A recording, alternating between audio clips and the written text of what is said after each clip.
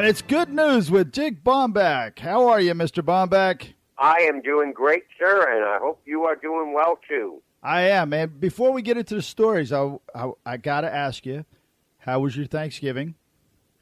Thanksgiving was wonderful out in the California area of Escondido.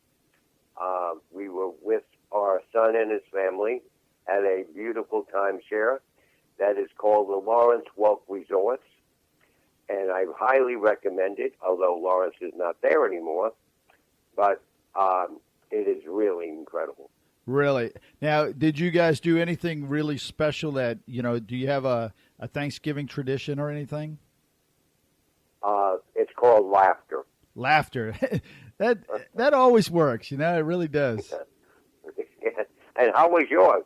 It was fantastic. It was really, really good. We started this tradition where we try to eat our meals outside if we can. And we were at my daughter's house out on her back patio, and we had the tables set up, and it was really good. It was a lot of fun, a lot of food, and it's always a good time to get together. And like you said, laugh. We did laugh a lot. My grandsons can really make you laugh a lot. They really can. You're making me laugh. Yeah, I'll tell you, it's some of the stuff the young people do, especially the little ones. It's just like, holy smokes. My little one, 2 years old, he loves football. And so we're out there eating, and he starts banging on his high chair. He wants the football game. It's football. And it's like, who taught him this? And everybody looks at me, and it's like, Grandpa did not teach him this. Oh, yeah, he did. So, yeah, we had to go inside and watch the football game. It was good. It's amazing. So your first show today, your first story is about a woman who's paying all the shelter adoption fees until 2017 so that pets can find a forever homes. First off, what's a forever home? Well, it's a home that they would never have to leave again. Oh, I got you. So tell us about this lady. Well, this lady, her name is Kim Passini Hauk.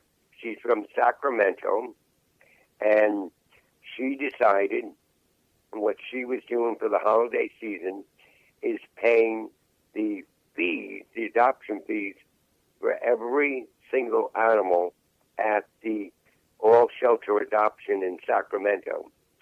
And when it was announced, the next day, 20 of 21 cats were adopted. Wow. She wants to get the entire place empty by December 31st, and she is paying out of her pocket $65 to $85 per animal, and there are still 112 animals to go. And she said no, she just wants this. This is her gift to animals and family. Wow. That's amazing. Before we go on with any more stories, I have to share with the audience that it's not because Mr. Baumbach is so far away or because he's getting up there in age, but you have a cold. That's what they tell me. Yes, sir. Yes, sir, but I'm trying to take it over.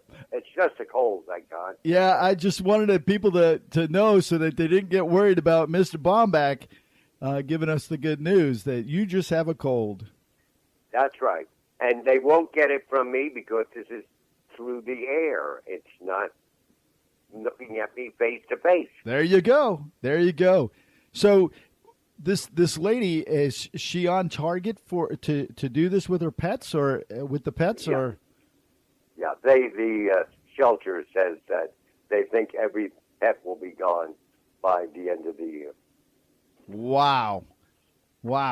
That brings us to the next one, which is, I would say it's almost similar, but not really, I guess.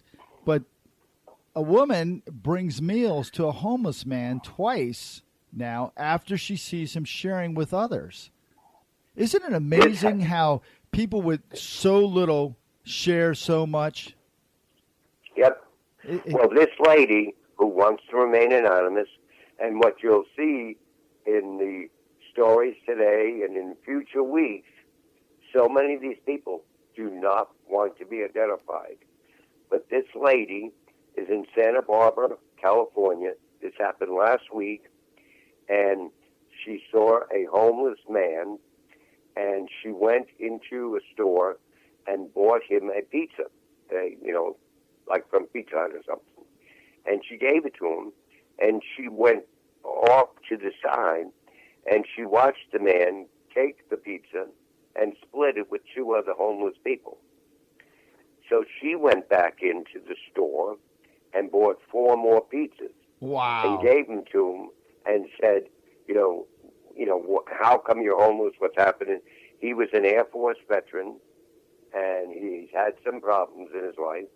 And she said, well, why did you give him away? He said, because these people also are veterans with problems, and I wanted to help them too. Wow. That is so heartwarming. Have you seen the one on Facebook with the little girl where her and her dad are at the restaurant? And she, yep. and she looks out the window and she says, Daddy, I want to give him my meal.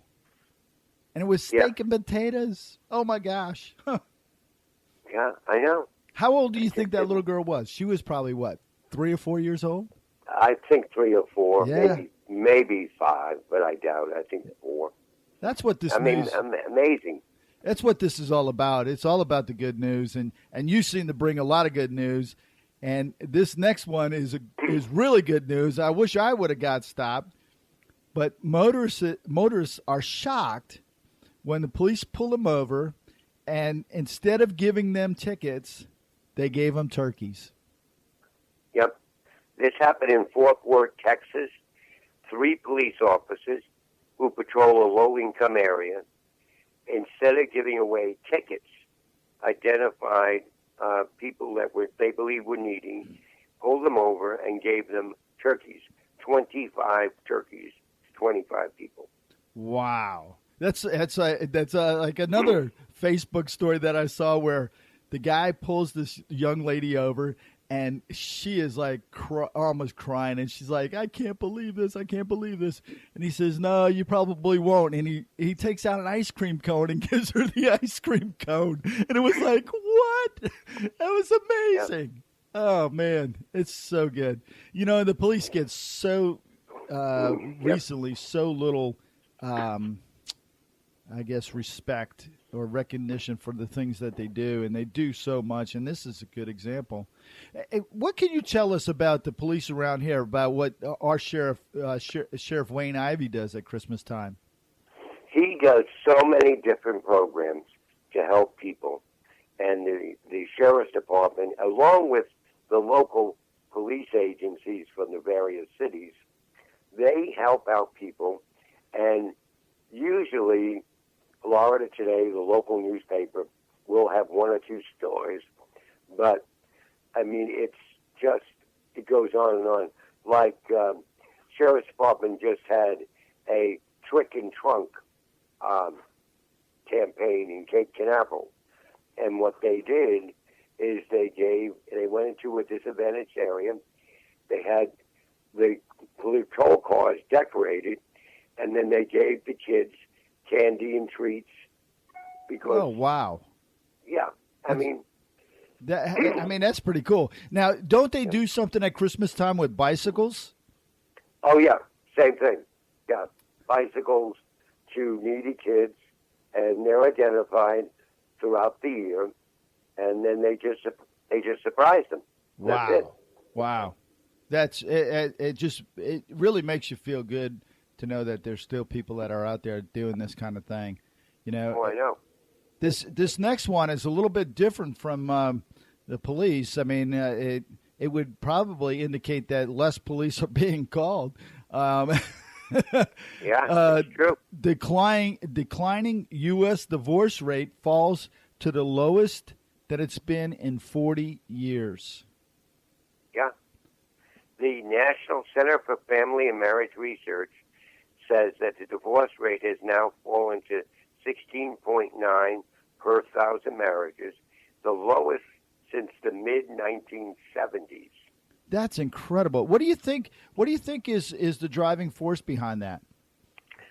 I think it's people when they make a decision to get married, or making the commitment, or deciding, yes, we're going the distance. We're going to make it happen. Yeah. And I think that, like, Hawaii is the lowest in the country with 11 out of 1,000. Washington, D.C. is the highest with 30 out of 1,000. Wow. I kind of thought maybe it was because of Obamacare and you had to be together to get a lower rate. No, I'm just kidding. Oh, man. Well, that's all you have for us today. What do you have on the agenda for next week? And don't give it all away. I'll just say a bicycle helmet that is incredible. That sounds great. Until next week, this has been Dick Baumbach with the good news. Take care. Thank you. Take care, Jeff.